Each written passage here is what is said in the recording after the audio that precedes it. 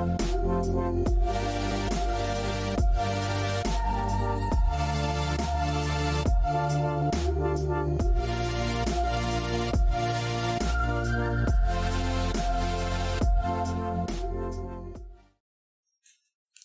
bonsoir. Et bonsoir.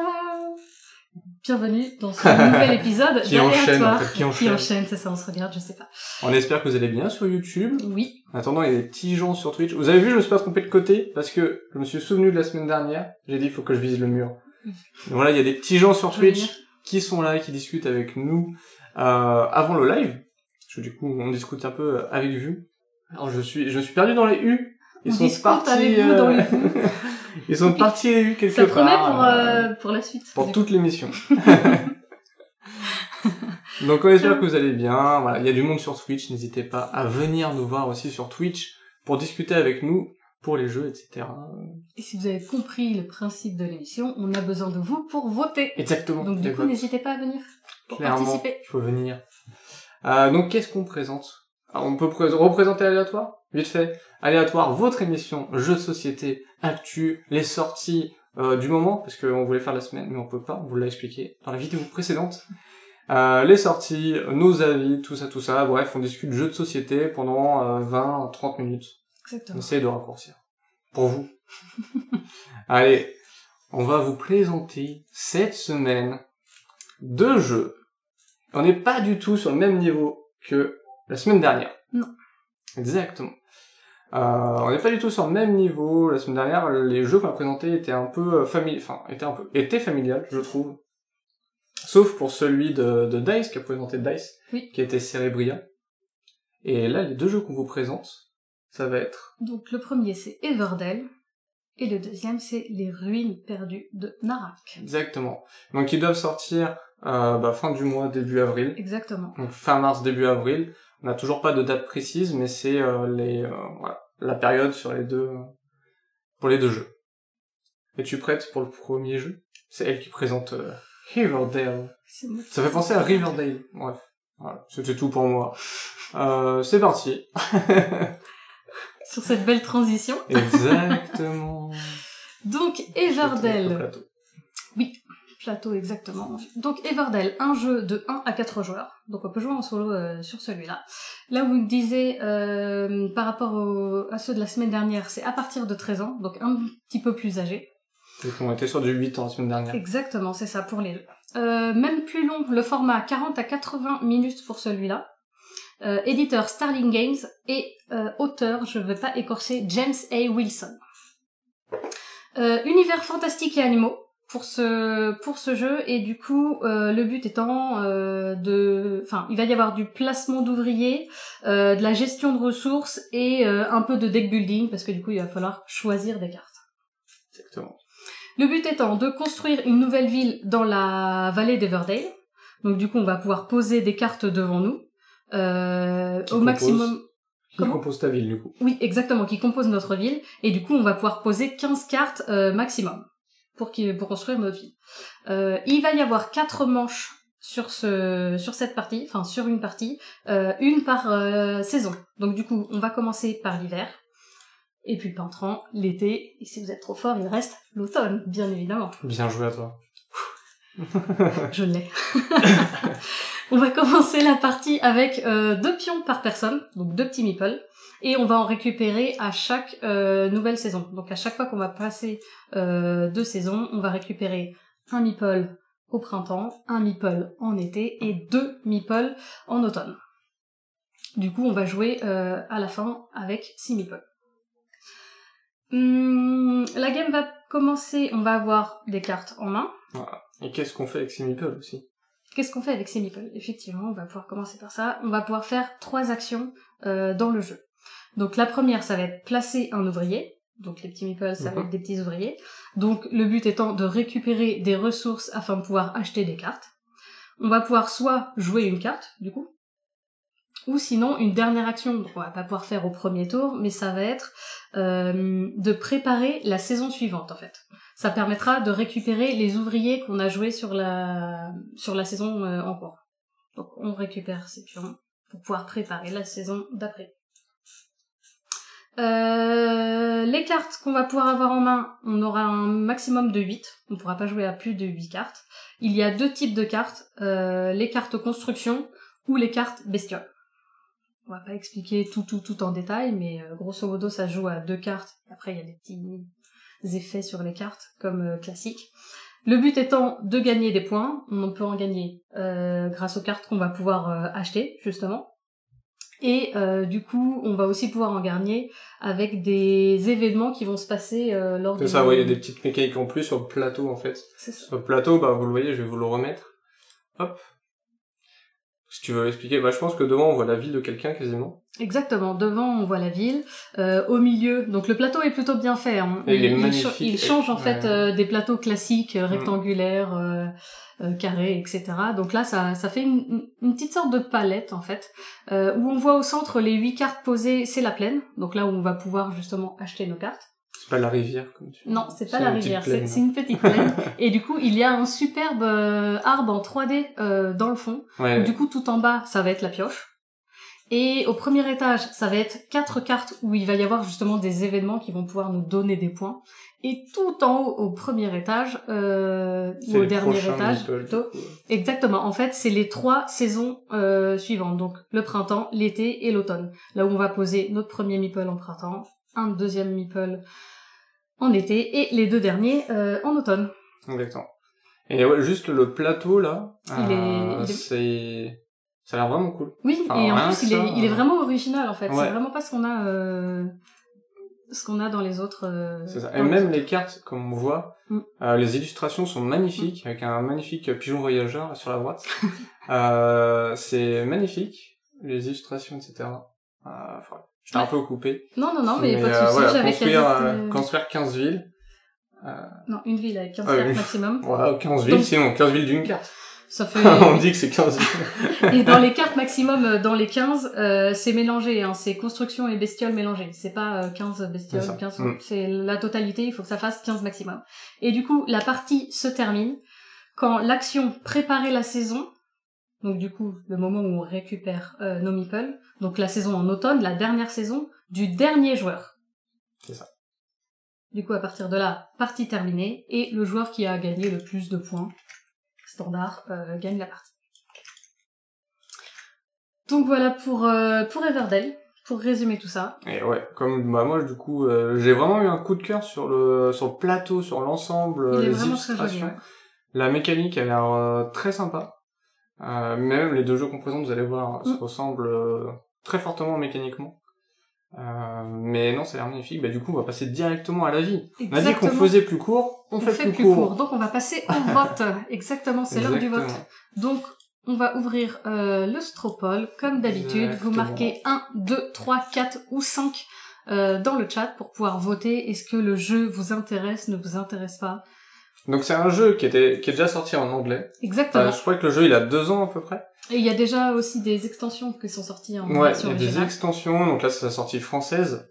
Effectivement, nous à chaque fois on va faire les sorties françaises, je préfère le préciser. Du coup on aura des jeux, le deuxième jeu aussi qu'on vous présente était déjà sorti en anglais. Nous on va vous présenter en français, c'est pour sa sortie française. Et donc du coup voilà, ce système, le plateau avec le lard en 3D, etc. qui, vraiment... même s'il a pas l'air très utile, on va dire, tu vas pas placer les trucs dessus au fur et à mesure, parce que tu vas avoir tes missions du début de partie. Oui, mais tu as quand même, je l'ai pas développé dans l'explication, mais sur tous les côtés, il y a des cartes à poser, suivant si vous êtes de 1 à 2 joueurs, de 3 à 4 joueurs, pardon, il y a des cartes événements encore à poser sur le côté. Ouais. Quand on arrive en dernière saison, en automne, tout en bas à gauche, il y a un système on pose un meeple, il va falloir récupérer entre 2 et 5 points, je crois, mais du coup, il faut compenser en se défaussant du nombre de cartes qu'on va récupérer le nombre de points. Donc il y a des petites astuces par-ci par-là, mais il est vraiment complet. Il est grand, il est gros, mais il a quand même son utilité sur chaque partie du plateau. Et ouais, non, moi ça, je le trouve très intéressant, et du coup, comme disait Dice, c'est la 2e édition de la sortie française. La première avait plusieurs coquilles. Exactement, c'est vrai. Heureusement qu'il est là. Il a été mal traduit en fait. Cette encyclopédie. Il a été mal traduit sur les cartes et sur le plateau. Il y avait des mots encore en anglais. Il y avait des mots où il y avait des lettres qui restaient en fait, un C'est E qui dur. passe par là, etc. Et du coup, What? ils l'ont réédité vraiment. Comment tu peux sortir ça? Y a pas un mec qui a eu le truc? Le translate, le Google Translate était pas très bon apparemment. Le mec a vu le livret, a fait. Bon, ça passe. Ils verront que du feu. Personne ne le verra. Ah, terrible. Du coup, je te laisse voter. Qu'est-ce que toi tu en penses? Alors moi, je trouve ça très sympa. Après, j'ai envie de voir, du coup, quand on testera vraiment la mécanique de construire la ville, etc., comment ça va fonctionner. Parce que il y a des pouvoirs sur les cartes aussi. Oui. Elles ont des effets. Donc du coup, je pense qu'au niveau mécanique, on va pouvoir vraiment y aller. Le jeu est très bien noté aussi sur Board Game Geek, si je me trompe pas. C'est ça. Donc... Et même sur My Ludo. Oui, sur My Ludo aussi, donc moi, ouais, ça me tente. Enfin, de toute façon, juste le plateau avec l'arbre, etc., j'étais, oh, ça a l'air bien, ça, même si... Bon, après, ça se trouve, tu vois, le mécanique va être nul. Mais non, moi, en tout cas, ouais, je pense, comme le chat, le petit cat qui part. Et toi? Eh ben, je vais être très original ce soir avec vous parce que je vais clairement lui mettre un 4 aussi. Je vais pas lui mettre un 5 parce que je pense que... à mon avis, il va manquer... après, tout dépend, mais il va peut-être manquer un peu de profondeur au fur et à mesure. Tu penses? De ce que t'as vu, du coup, pour toi, ouais. J'ai un petit doute là-dessus, mais bon, est-ce qu'on vote un 5 sur un jeu où on n'a pas encore joué ou... Ah oui, mais c'est le but du truc, C'est le but. Non, mais un 4 est très bien noté. Hein. Ah, allez, ça part sur un 4 aussi pour le chat. Merci à vous d'avoir voté. Oui, merci beaucoup. Donc ouais, plutôt tout le monde est plutôt emballé. Après voilà, c'est un jeu quand même qui a plusieurs années. Comme disait Dice, il y a déjà eu une édition française, donc des gens ont pu tester. Donc là, s'ils ressortent une deuxième édition, quand même, c'est que il y a de l'engouement, quoi. C'est ça, exactement. Donc non, ouais, moi aussi tenté par ce petit jeu. On passe au prochain. On va passer au second jeu, exactement, Allez. Qui est les ruines perdues de Narak. Exactement. Donc ici, en fait, c'est un peu le même style de jeu, vous allez voir, mais c'est pas du tout la même thématique. Il n'y a pas de grand arbre ici, comme sur le premier. Donc les ruines perdues de Narak, ça va être de 1 à 4 joueurs, 12 ans et plus, 1 à 2 heures, là c'est un peu plus long du coup que Everdale. Éditeur, ça va être Yellow et CGE. Et c'est un jeu qui a été créé par Mine et Elwen. Et donc du coup on va être dans l'univers, je kiffe cette photo, juste comme ça, dans l'univers des aventuriers, exploration, archéologie, etc. Donc là pas du tout on se retrouve un peu dans une forêt, vous me direz, mais c'est pas dans le même univers en tout cas. Et du coup ça va être aussi du deck building, de la pose d'ouvrier, pareil comme Nilna. Et moi j'ai trouvé que voilà, vous allez voir quand je vais vous expliquer, mais on se retrouve un peu sur un Quetzal aussi, sur de la pose d'ouvrier, etc. sur les cartes. Et exactement comme dit la mouette dans le chat, il faut une très grande table pour ce jeu-là, parce que là on peut peut-être pas trop s'en rendre compte sur les images, mais le plateau est immense, vraiment un bon petit 1 mètre de plateau. Voilà, bon petit. À vue d'œil. Et donc voilà. Donc ce qu'on va faire dans Quetzal, je dis que ça ressemble à Quetzal. Dans Narak, je vais réduire à Narak si vous m'en voulez pas. Dans Narak. D'ailleurs, le nom anglais, c'est Arnak, le nom des ruines. Oui. Ils se sont dit, bon, en français, peut-être ça va changer en Narak. Donc pareil, c'est un jeu qui est sorti il y a plusieurs années déjà en anglais. Donc là, il sort maintenant en français par nos amis de chez Yellow. Coucou Yellow. Donc voilà. Donc ça va être un jeu avec une thématique très forte sur l'archéologie parce que le jeu va vraiment être basé dessus. En fait, on va avoir sur la partie gauche du plateau, je vais vous mettre le plateau comme ça. C'est Indiana Jones en fait. C'est Indiana Jones, exactement, c'est ça. Sans citer de marque. Sur la gauche, on va avoir une partie avec des sites archéologiques où on va pouvoir faire des fouilles et donc récupérer des ressources. On a 2 archéologues par joueur. Ces archéologues, on va les placer sur des sites de fouilles. Au début, on va avoir les 5 premiers sites. On va pouvoir placer un meeple pour pouvoir récupérer des ressources. Et ensuite, on va pouvoir dépenser des ressources pour aller de plus en plus loin sur le site archéologique. Ça va nous coder plus de ressources et ça va aussi, du coup, les sites vont être protégés, etc. Donc ça va être beaucoup plus dur d'y accéder, parce qu'il va aussi falloir gérer le moyen de locomotion pour accéder au site. On va avoir un avion, un bateau, on peut y aller à pied, et la voiture, tout simplement. Et donc du coup, ça va être de plus en plus dur pour y aller, pour y accéder, mais bien sûr, les ressources seront de mieux en mieux aussi. Et du coup, on peut croiser des créatures, C'est des ça, monstres, des gardiens. En fait, les sites vont être protégés par des gardiens. Donc nous, quand on va sur un site, au début, en fait, on découvre le site et le gardien arrive après. Et en fait, il faut qu'on arrive à soudoyer, ou en tout cas combattre le gardien. Et une fois qu'on l'a combattu, on récupère le gardien, ce qui nous donne des points de victoire à la fin. Et si on reste sur ce site-là, alors qu'il y a le gardien, on va perdre des ressources. Donc voilà, il y a un petit système, bon, petit système de combat très rapide. Vous voyez, c'est vraiment juste l'acheter avec des ressources de base qu'on a dans le jeu. Donc on a cette partie-là du plateau. Et sur la partie droite que vous voyez, enfin plus vers le bas, du coup, un peu beige, blanche, on va avoir un temple. Donc dans les ruines, on va avoir tous les sites archéologiques, mais on a aussi un temple où on va pouvoir monter d'étage en étage pour avoir de plus en plus de points de victoire et des bonus aussi, tout au long de la partie. Mais pareil, ça va nous coûter en ressources, en fait, pour monter en étage, etc. Donc du coup, en fait, on va vraiment avoir plusieurs stratégies, des gens qui vont pouvoir vraiment se focaliser sur les sites archéologiques, d'autres plus dans le temple, etc. Et du coup, tu retrouves les mêmes ressources dans l'un ou dans l'autre, ou Ah, justement... du coup, non, parce que ça va coûter des ressources, généralement, que tu récupères dans les sites archéologiques pour monter d'étage. Okay. Donc faut quand même que tu démarres un peu sur les sites, pour ensuite aller dans le temple. Après, on va avoir quand même en haut des cartes à acheter, parce que du coup, je vous ai dit du deck building. Donc en fait, on va pouvoir récupérer des ressources, parce que quand on va vouloir se déplacer, comme je vous disais, avec le bateau, voiture, etc., c'est nos cartes qui nous définissent du coup ce qu'on dépense en locomotion, etc. Donc ça va vraiment être de l'exploration archéologique, parce qu'on se retrouve vraiment, là, sur ce site-là, faut que j'y aille en voiture, je peux pas y aller à pied, là en bateau, mais il y a aussi le temple, du coup, qui aussi permettent de récupérer des assistants qui vont nous aider tout le long de l'aventure, etc. Il a l'air bien complet, en tout cas. Ouais, il y a beaucoup de choses à faire. Pions, ressources, etc. Ouais. Qu'il y a, Et tu pars dans deux stratégies différentes. Tu vois, où toi, à Verdale, on allait se retrouver, on doit faire une ville. Oui. Tu vois, tous sur une ville. Et ben là, tu te perds dans les ruines, en fait. Tu sais, genre vraiment, tu lances ton équipe. Mieux vaut t'éparpiller, en fait, et pas Bah, ça peut être vraiment deux stratégies. Une stratégie. Parce que vraiment, quand je voyais du coup des parties, il y a des personnes qui partent dans deux stratégies complètement différentes, et au niveau des points de victoire, au final, elles se retrouvent quasiment à quelques poils près. Donc voilà, le jeu se joue en 5 manches. Donc en fait, on va avoir des actions principales, je vais pas toutes vous les citer parce que c'est déjà trop long ce que je vous dis.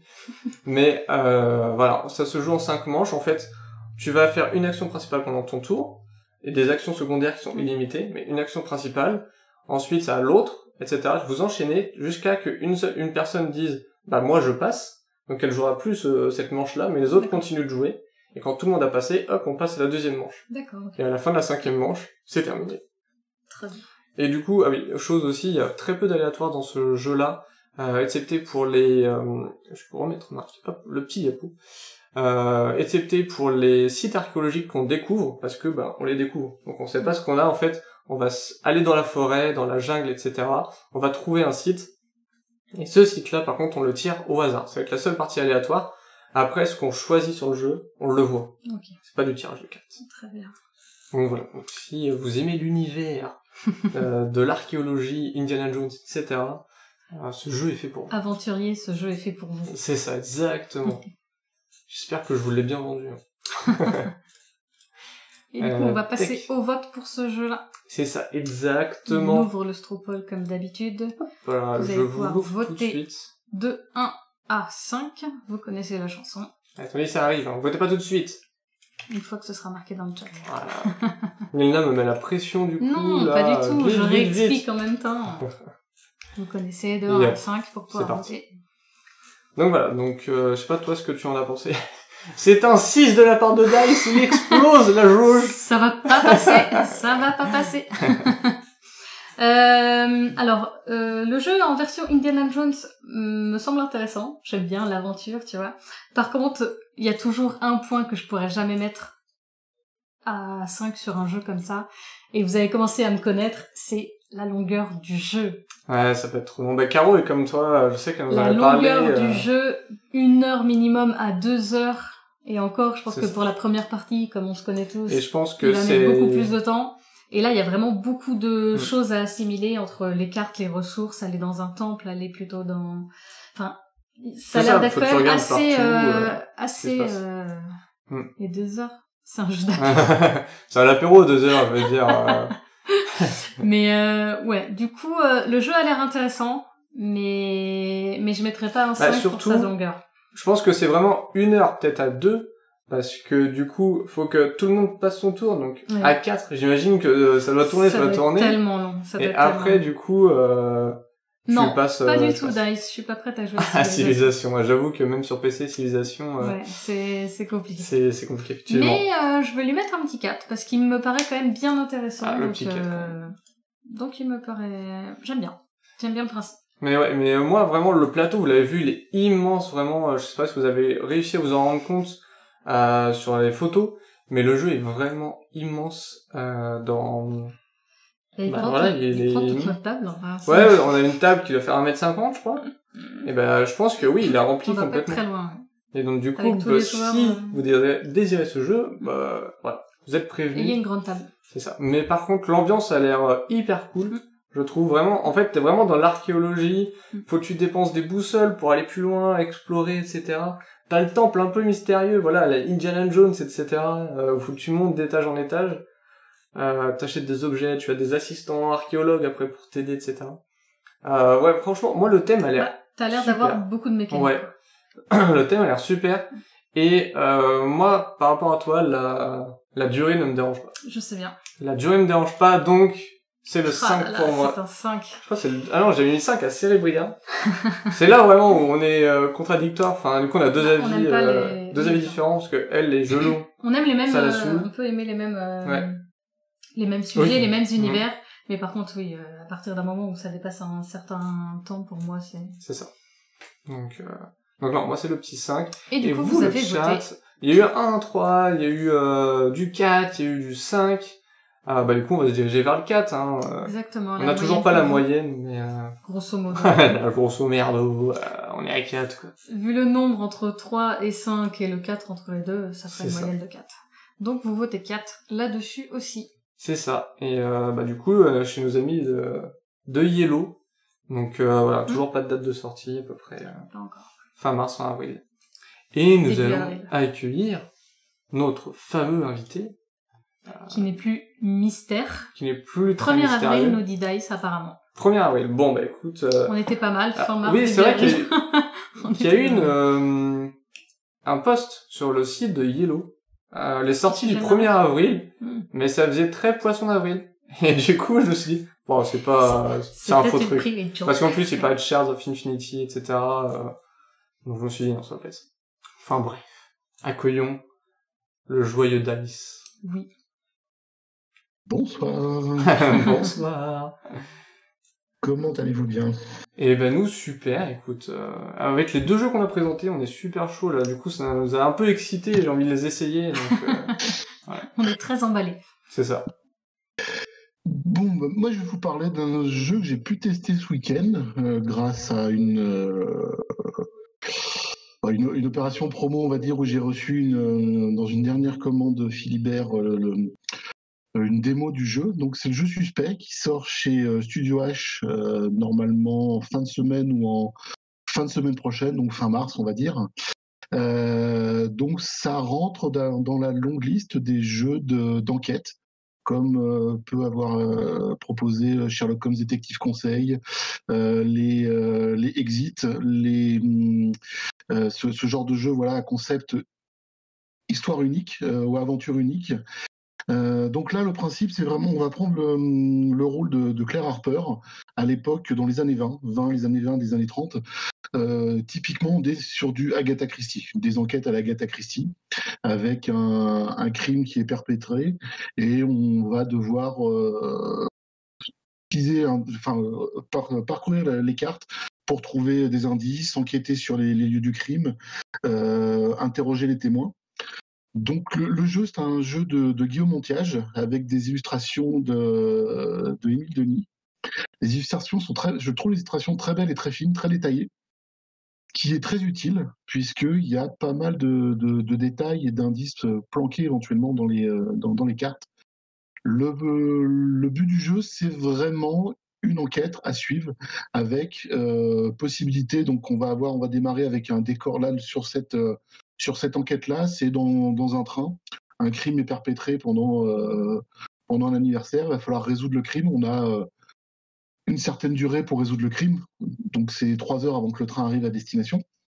Et le but va être d'interroger les suspects qui étaient présents sur le lieu par le biais de cartes. Donc quand on va interroger les suspects, on va se rendre à un numéro. Le numéro de la carte va nous donner un texte qu'il va falloir lire avec l'ambiance à mettre en place, ou éventuellement une photo avec des indices ou un lieu, ou des questions supplémentaires à poser pour approfondir l'interrogatoire. Contrairement, alors il y a également un score que l'on va pouvoir obtenir si l'on répond avant un certain nombre de cartes. Le principe du score, je m'embrouille un petit peu, pardon. Le principe du score, c'est qu'il va falloir répondre aux 3 questions avant qu'un certain nombre de cartes soient passées. Là, dans cette enquête-là, il y a 35 cartes.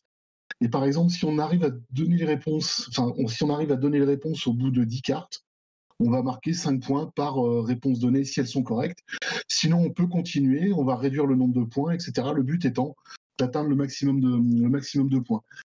Le score est un peu plus intéressant à poser que ne peut l'être pour Sherlock Holmes, puisque je le mets vraiment en parallèle avec Sherlock Holmes. Exit, j'ai testé, je n'ai pas aimé du tout le principe d'Exist. Autant Sherlock Holmes, c'est le même principe, c'est une enquête où il va falloir lire et relire certaines cartes avec des petits détails, des fois dans les détails, ou dans les photos. Il y a des détails dans les photos également ou dans les dessins. C'est pour ça que je trouve les dessins très, très intéressants. Et surtout, là, on doit vraiment trouver qui est le criminel, pour quelles raisons, quels sont son but. Et ce qui est très intéressant et très bien fait, c'est que lorsque l'on lit la solution, tout est expliqué en rapport avec les cartes. Et la solution est logique et pas tirée par les cheveux comme peuvent l'être certaines histoires dans les Sherlock Holmes d'un détective conseil, où les premières sont bien et il y en a d'autres, c'est un petit peu plus tiré par les cheveux. Là, tout est logique. Tout est cohérent, tout est expliqué, tout est trouvable, techniquement, si on fait bien attention. Donc moi, l'histoire, on était à 4 dessus, c'est jouable, 10 de 1 à 6 joueurs. On était à 4 joueurs dessus, on l'a joué un petit peu en mode YOLO rapide, en se disant, bon, on va lire telle carte, on va avancer, tiens, on pense tout de suite que c'est ça. Et quand on a lu la résolution, on était complètement à côté. On avait quelques bonnes réponses, mais on était complètement à côté au niveau des théories.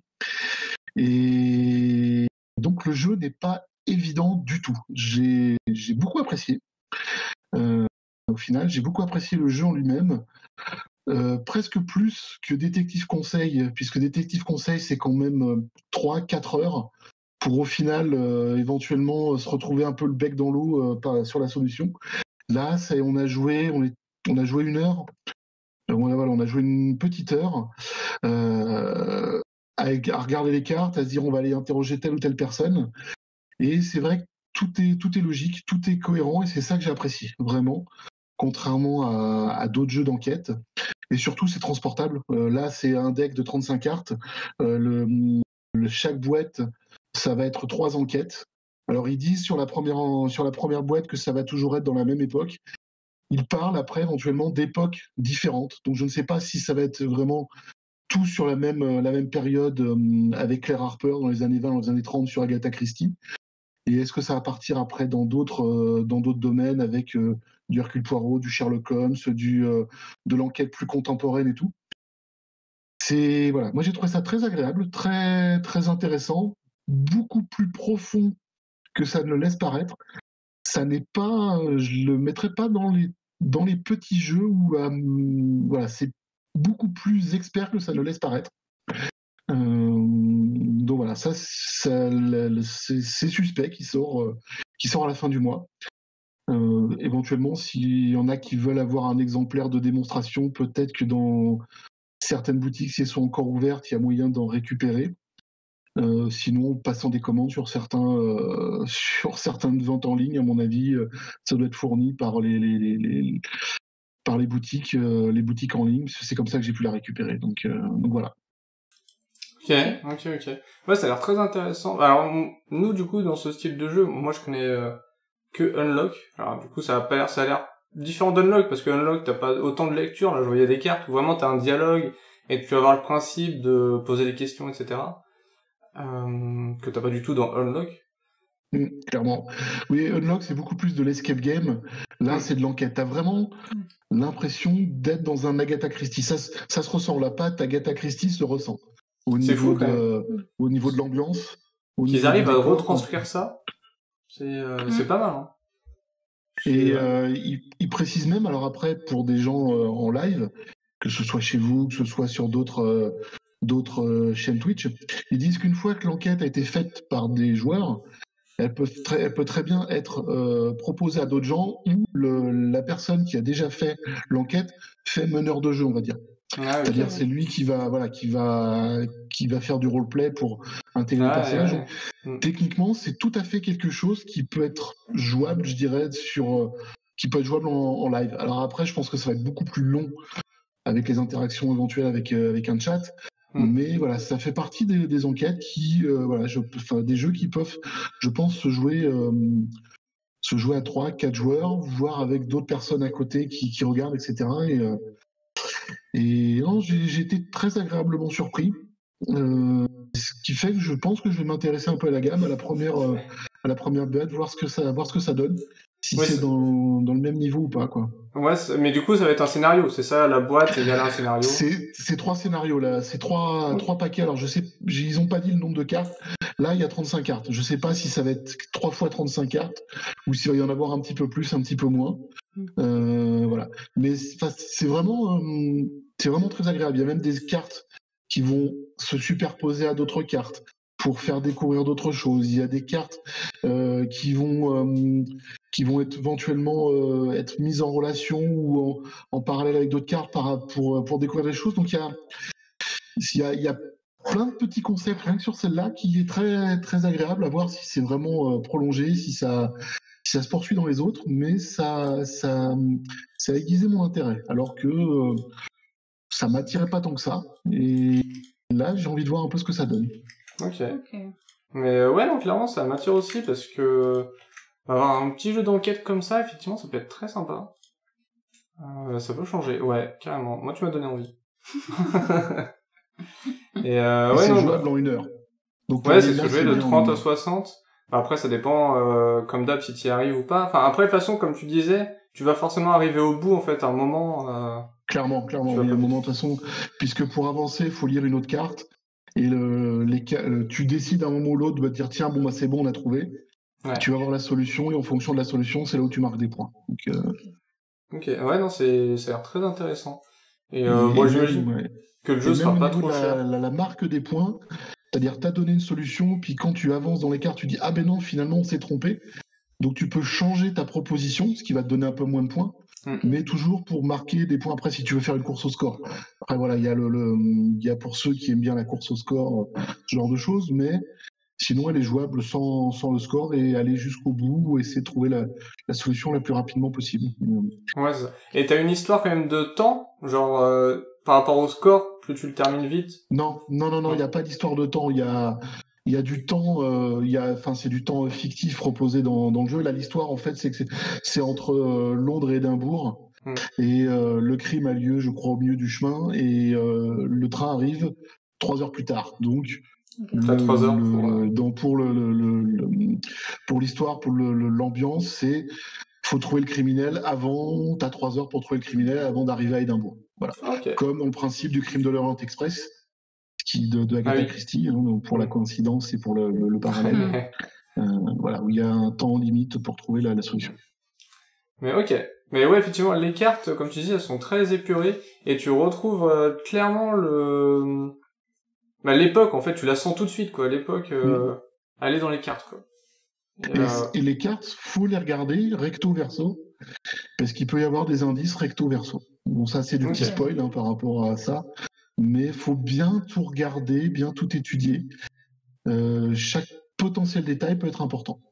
Ok. Bon, bah écoute, très belle présentation, Dice encore, bravo. Écoute, on va passer au vote, tout de suite. Allons voter. Cette fois, on a tout prévu pour toi, Dice. Le vote est là.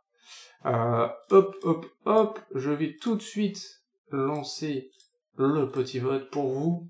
Vous allez pouvoir voter pour Suspect avec cette magnifique présentation de Dice. Yep. Comme d'habitude, de 1 à 5 dans le chat. C'est ça, exactement. Et voilà, bah après, il faut aimer les jeux d'enquête, hein, comme d'hab. Ah oui, clairement, oui.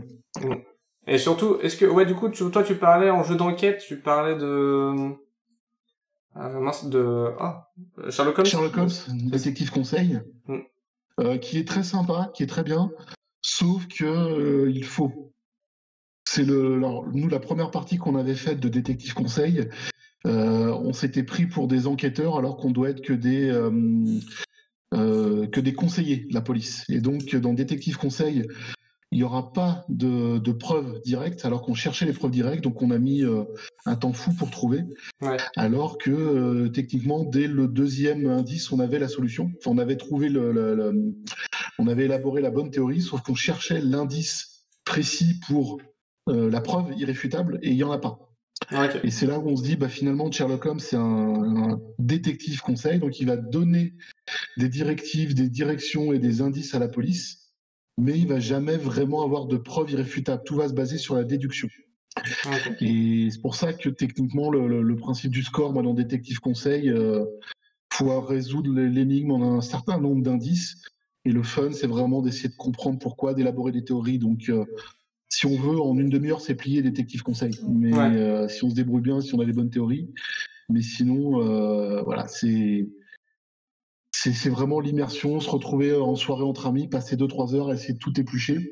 Et moi, celui qui m'attire énormément, c'est le Sherlock Holmes avec Jack l'Éventreur. Il y a une campagne sur Jack l'Éventreur en 3 ou 4 histoires, il me semble, avec justement du temps limite.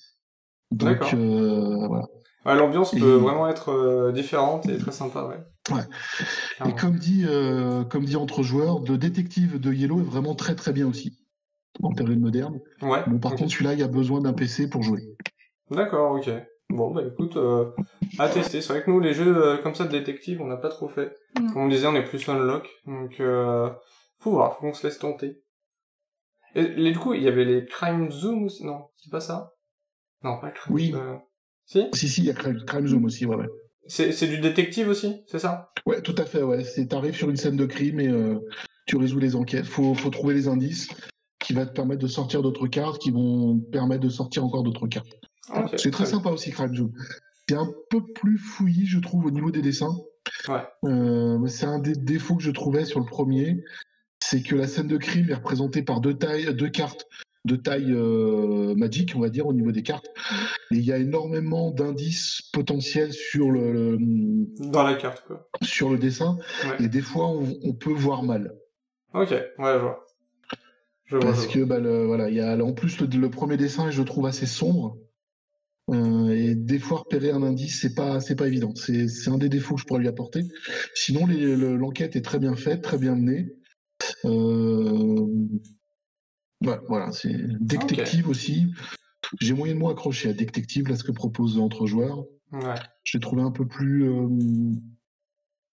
un peu plus directif. Enfin, ouais, celui-là, j'ai pas trop accroché. Ok, bon, effectivement, il y a un peu de tout, quoi, en jeu de détective. C'est ça. Bon, alors, qu'en penses-tu, Nilna, de ce jeu, toi? Je suis moyennement fan. Ouais. Tout ce qui est... comme tu as dit, on aime les unlock, on aime tout ce qui se réfère aux escape games. Là, c'est vraiment détective. C'est vraiment. C'est une enquête. C'est ça, c'est vraiment une enquête. Et comme tu dis, t'as pas vraiment de bonne réponse ou mauvaise réponse en fait. Soit t'as la bonne réponse et que t'avances comme dans un unlock, soit là où au final tu commences à déduire, à noter des choses, et c'est que à la fin quand tu vas dire je dis que c'est telle personne en faisant ça, où là tu as des potentiels points, etc. Pas trop fan de ce système-là. Du coup, je pense partir sur un 3 pour moi. Ok. C'était moi, ça, pardon. Hop là, le 3 ici.